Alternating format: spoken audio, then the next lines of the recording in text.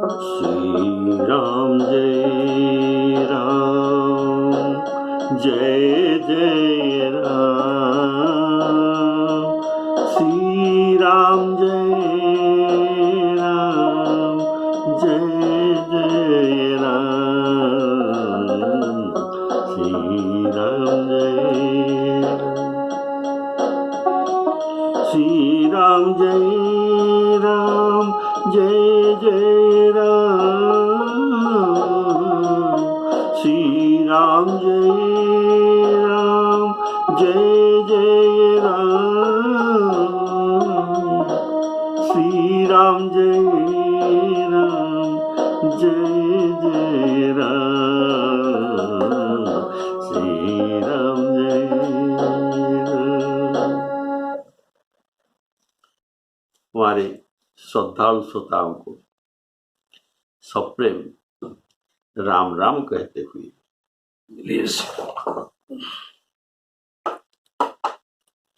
सप्रेम राम राम कहते हुए आज का रामचरितमानस में राम कथा का प्रारंभ करता हूं। बोलिए सियावर रामचंद्र की जय।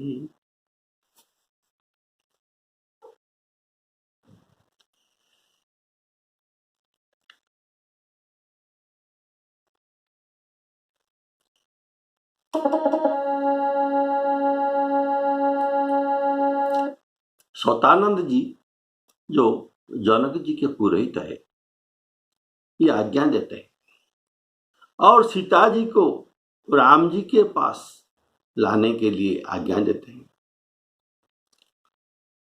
तो साथ में सुंदर सखियां मंगलचार के गीत गा रहे हैं और सीता जी बाल हंसनी के चाल से चली। उनके अंगों में अपार शोभा है। सखियों के बीच सीता जी कैसे सुशोभित हो रही है, जैसे बहुत सी छवियों के बीच में महाछवि हो। उनकी कर कमल में सुंदर जयमाला, जिसमें विश्व विजय की शोभा छाई हुई है।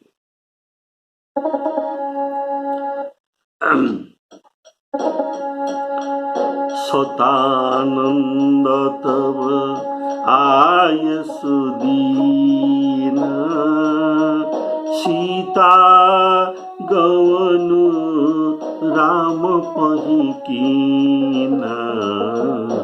संग सखी सुंदर चतुर, गावहि मंगल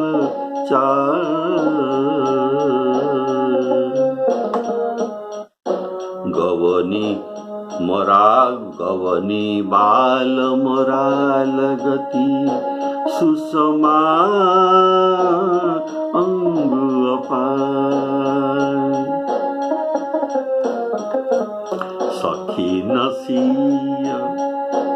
सखी न मध्यसिय सोहई केसी, छवि गण मध्य महा छवि जैसी।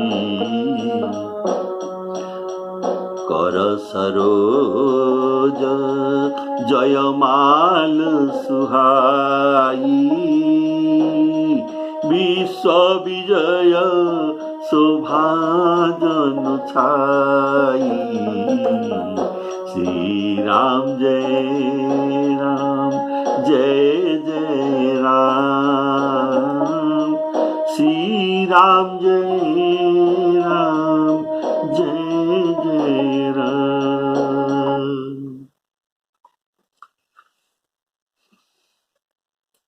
सीता जी के शरीर में संकोच, उनमें संकोच, पर उनके मन में परम उत्साह है। राम जी को वर्ण करने जा रहे हैं बीजामाला लेकर। उनकी यह गुप्त प्रेम किसी को जान नहीं पड़ता रहा है। राम जी के समीप जाकर उनके शोभा देखते हैं।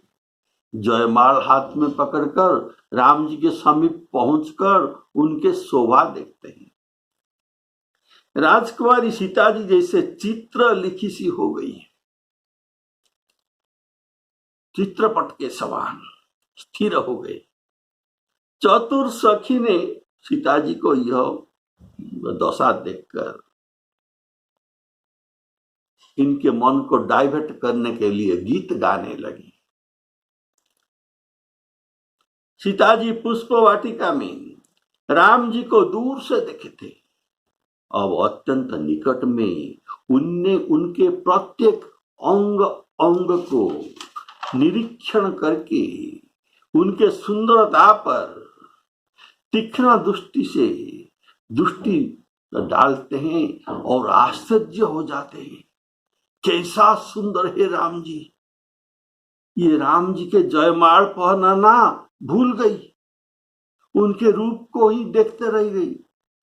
श्री राम जी के सामने चित्र लिखे से जैसे खड़े हैं।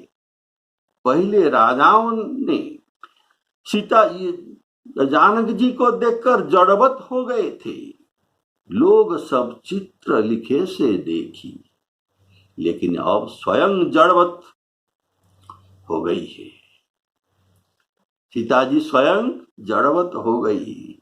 ये विदेह कन्या अपन देह को भूल गए। कारण श्री राम जी के अपार रूप, ये रूप कैसा था।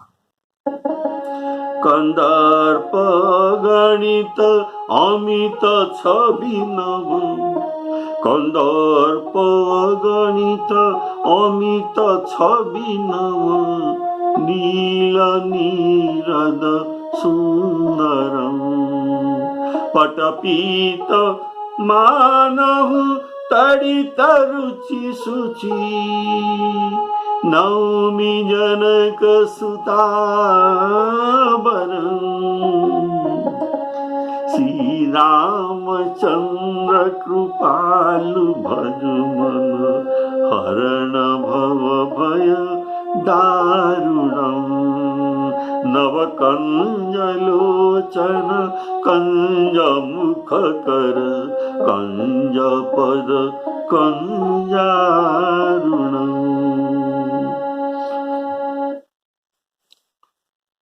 सीता जी के उम्र 6 वर्ष है और राम जी की उम्र कितना, ये 15 वर्ष है।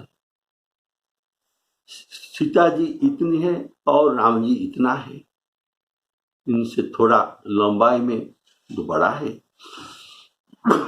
तो उनके सिर तक इनका हाथ पहुंच नहीं पाता। अगर राम जी मस्तक को नवा देते तो सीता जी के हाथ सिर तक पहुंच जाता, लेकिन ये राम जी मस्तक को नवाते नहीं।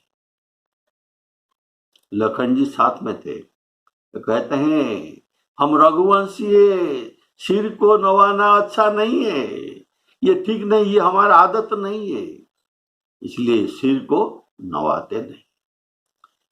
ऐसे जयमाला पहनना के लिए ये मंथर का हो रहा है और ये मंथरता की भी एक शोभा है। इसे देखकर और भी लोग इस शोभा को उपलब्धि करते हैं, इसमें मजा लेते हैं, उनको खोना भी नहीं चाहते थे।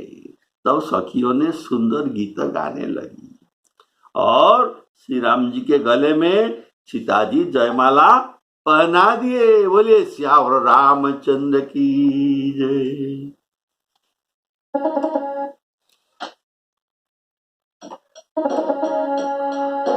तन सकोच मन परम उत्साहु, गूढ़ प्रेम लखी परई न काहु, जाई समीप राम छवि देखी, रही जनु कुंवरी चित्र बरेखी।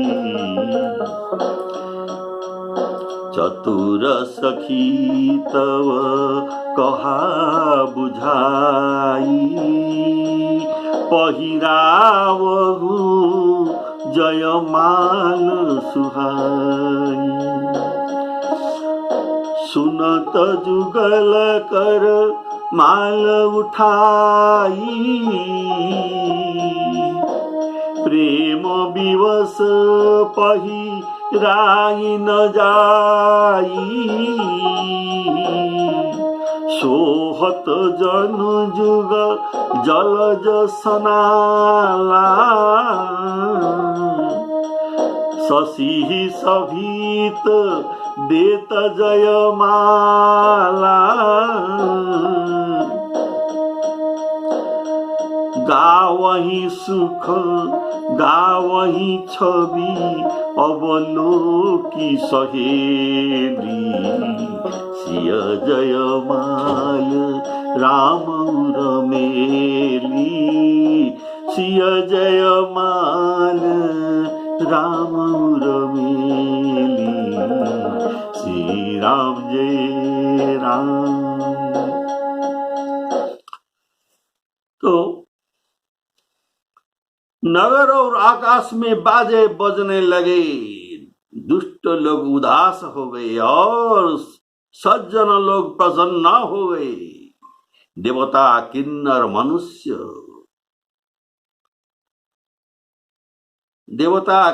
मनुष्य, नाग और मुनीश्वर जय जयकार करके आशीर्वाद दे रहे हैं।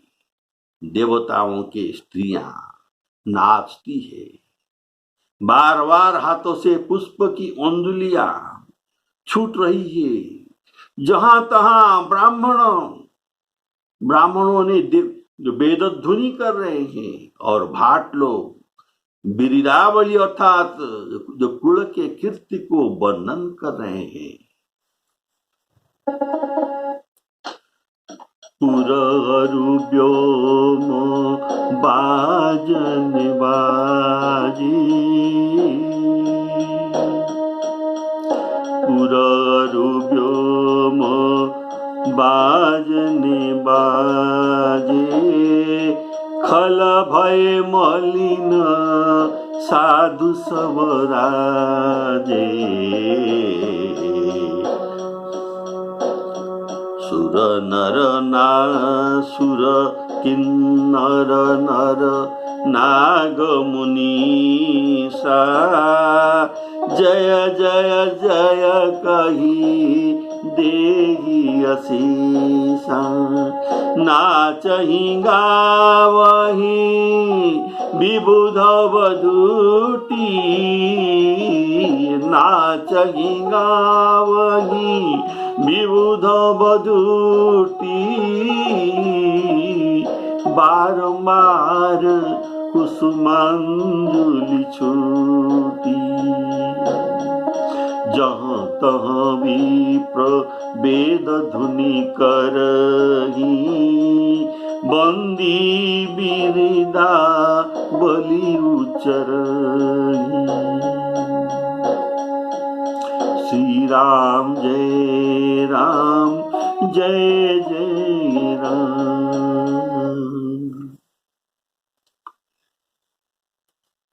यहाँ नाचहि गावहि विबुध बधूटी, विबुध अर्थात देवता, देवताओं के बहुएं विबुध बधूटी।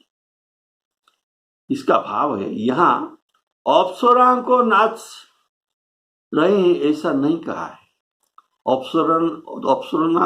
अप्सराओं ने नाच के लिए यहाँ नहीं आए हैं। ये स्वर्ग के वेश्या है, ये मंगलमय कार्य है। ये मंगलमय कार्य में वेश्याओं का कुछ काम नहीं, इसीलिए देवताओं के बधुएं नाचते हैं और गाते भी हैं। यहाँ खल भय मलिन, खल लोग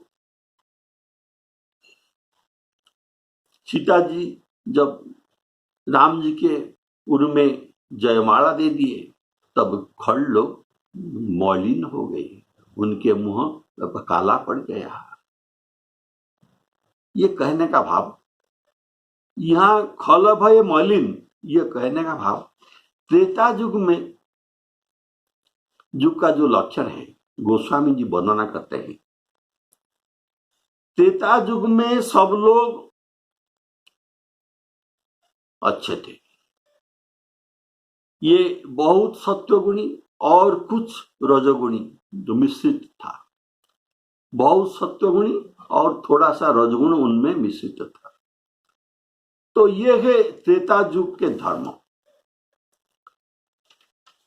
वर्णन करते हैं। सत्व बहुत सत्व बहुत रज कछु रति कर्मा सब विधि सुख त्रेता कर धर्म।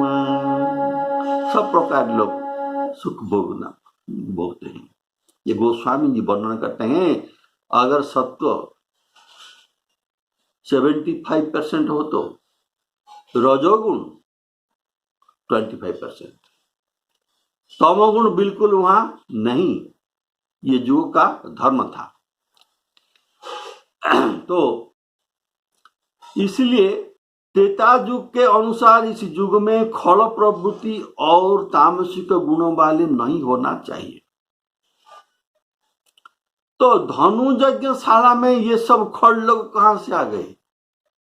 ये तो त्रेता में नहीं होना चाहिए, तो यहां कैसे पहुंच गए, कहां से आए?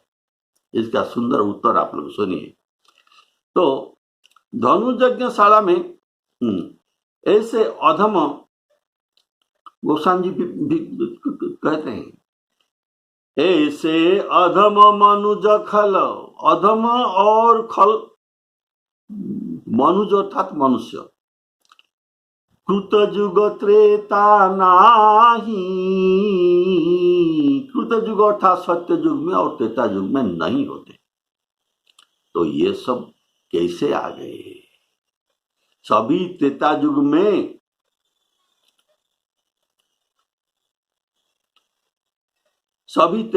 में राम रावण अवतार नहीं होता। अभी कितना बार त्रेता युग हो गया है, कितना कल्प हो गया है, लेकिन सभी त्रेता युग में राम रावण अवतार नहीं लेते। जिस कल्प में त्रेता युग में राम रावण जन्म लेते हैं, वहीं त्रेता युग में केवल कलयुग जैसे खड़ लोग जन्म लेते हैं। त्रेता युग में ऐसे खड़ लोग जन्म होते हैं। जहां जब रावण का अवतार होता है तब त्रेता युग में ऐसे खड़ लोग जन्म होते हैं। कारण जैसे राजा वैसे प्रजा, ऐसा कहा जाता है। राजा के अनुसार प्रजा होते हैं। अगर राजा धर्मात्मा हो गए तो प्रजा भी धर्मात्मा हुई। राजा बुरे स्वभाव को हो तो प्रजा भी बुरे स्वभाव के हो जाते हैं। और राम राज्य हो जाने पर, रावण के मर जाने पर राम राज्य हो जाता है, तब त्रेता वही सतयुग के कारण नहीं, तब त्रेता सतयुग जैसा हो जाता है। उनमें रजोगुण भी कुछ नहीं रहता, 100% सत्वगुण हो जाता है और सभी लोग सत्वगुणी होते हैं। और ये तमोगुणी खड़ लोग छिप जाते हैं। अगर कुछ होते तो ये छिप जाते हैं, ये बाहर निकलते नहीं। इनका बहुत विपद, इनके एक ही चाल नहीं चलता, इसलिए ये छिप कर रहते हैं, बाहर निकलते नहीं। जैसे दिन हो जाने पर उल्लू छिप जाते हैं, ऐसे ये खड़ लोग वहां छिप जाते हैं। राम राज्य में सब लोग खुशी और आनंदित हैं, लेकिन ये खड़ लोग आनंदित नहीं है। ये सब छिप कर रहते हैं, जैसे उल्लू दिन में छिपता है। तो बारंबार जो कुसुमांजलि छूटी, तो कुसुम की अंजलि बार बार छूट रहा है। अर्थात एक एक गीत, सुहावना गीत सर जाने पर गाने के बाद फिर कुसुमांजलि छूटता है।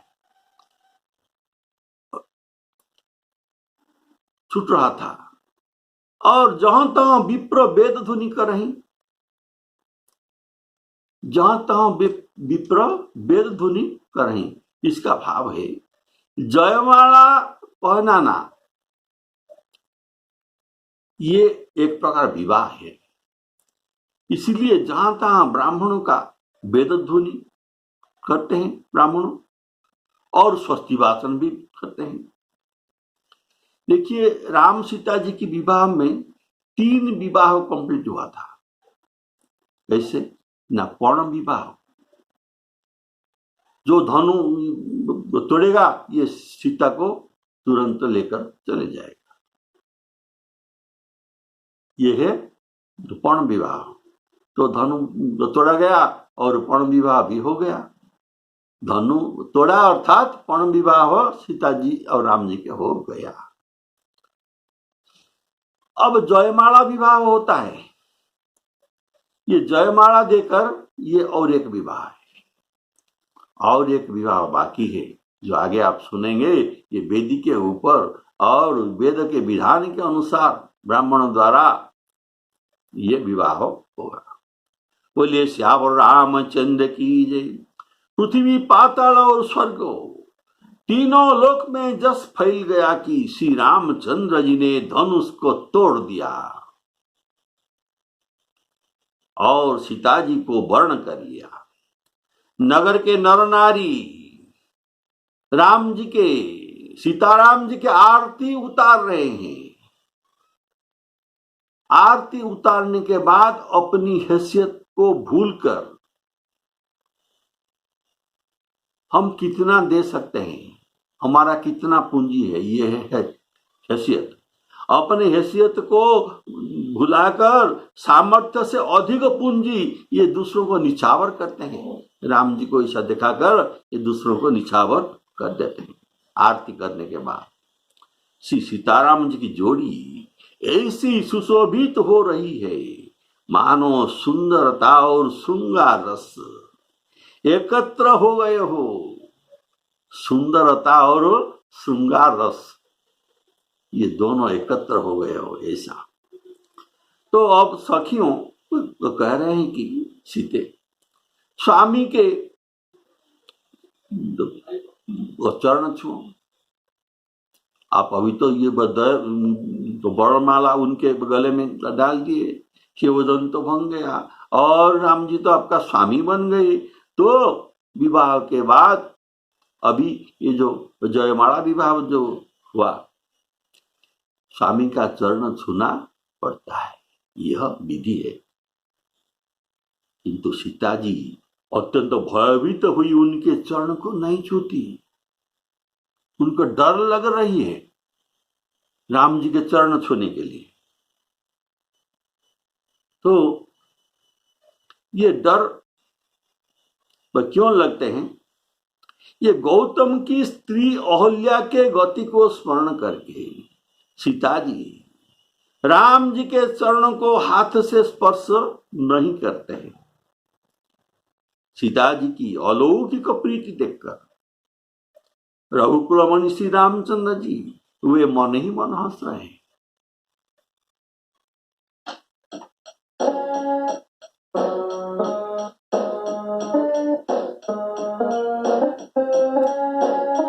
मही पाताल नाक जस व्यापा। मही पाताल नाक, नाक अर्थात स्वर्गलोक। मही पाताल नाक जस व्यापा। राम बरीसिय भंजे उचापा। करही आरती उर नर नारी। करही आरती उर नर नारी। देहि निछावरी वित्त विसारी। श्री राम जय राम। सोहत सिय राम की जोरी, छवि सिंगार मनहु एक कठोरी। सखी कहीं पद, सखी कहीं प्रभु पद गहु सीता। करती न चरण परस अति भीता। करती न चरण परस अति भीता। गौतम तिय गति सुरति करी। गौतम तिय अर्थात स्त्री पत्नी। गौतम तिय गति सुरति करी, नहीं परसती पग पानी। मन बिहसे रघु वंशमणि, प्रीति अलौकिक जानी। श्री राम जय राम, जय जय राम। श्री राम जय राम, जय जय राम। गौतम तियगति सुरति करी, नहीं परसती पग पानी।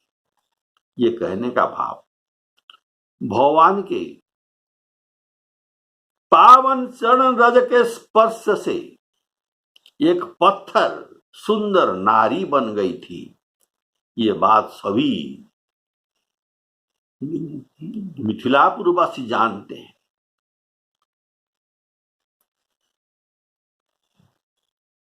जहां जो गौतम जी के आश्रम ये मिथिलापुरी के पास ही है, तो ये खबर सबको मालूम है।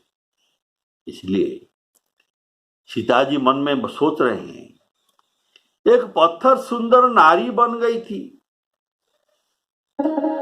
छुअत शिला भई नारी सुहाई। एक सुंदर स्त्री बन गई थी। और सब जानते हैं, परसत पद पावन शोक न सावन। प्रगट भई तप पुंज सही। देखत रघुनायक जन सुखदायक। सन्मुख होई कर जोरी रही। तो ये प्रसंग सबको मालूम है। इसलिए सीता जी उनके चरण को स्पर्श नहीं करते। इसलिए उनके चरण रज को प्रभाव से कि मुझे भी ये दिव्य लोक को भेज देंगे। जैसे अहल्या जी को उनके दिव्य लोक पतिलोक को गई पतिलोक आनंद भरी, तो अहल्या जी आनंद के साथ वहां गए। और सीता जी मन में सोचते हैं, मुझे कहीं जाना नहीं, मुझे तो इनके चरण में ही रहना है। उनके चरण छोड़कर मुझे जाना नहीं, इसलिए ये चरण को नहीं छूते हैं। और भी सोचते हैं ये दूसरा कारण क्यों सीता जी राम जी के चरण छूते नहीं। दूसरा कारण है, इनके 10 अंगूठी और शरीर में बहुत आभूषण है। ये आभूषण में बहुत मणि भी है, और ये मणि भी पत्थर है। इनके स्पर्श से, श्री राम जी के स्पर्श से ये सब मणियां अनेक स्त्री होकर प्रकट हो गए। तो ये मेरे सुख के भागीदार होकर मेरे सौतन बन जाएंगे। इसीलिए ये सोते, ये राम जी के चरण को छूते नहीं। कहना राम जी का चरण में ऐसे औषधि गुण है। छुअत शिला भई नारी सुहाई, शिला को छू देने से ये सुंदर स्त्री हो जाते। तीसरा कारण है क्यों नहीं छूते श्री राम जी के चरण। सीता जी सोचते हैं अगर मुझे किसी मुनि का शाप होगा तो तुम राम जी के चरण छूने पर तुमको दिव्यलोक प्राप्त हो जाएगी। मैं तो जानता नहीं, इसीलिए ये सब कुछ आते हैं और ये सोचते हैं मुझे पति वियोग भी नहीं चाहिए, मेरा पति वियोग नहीं होना मैं चाहता हूं, इसीलिए ये राम जी के चरण का स्पर्श नहीं करते।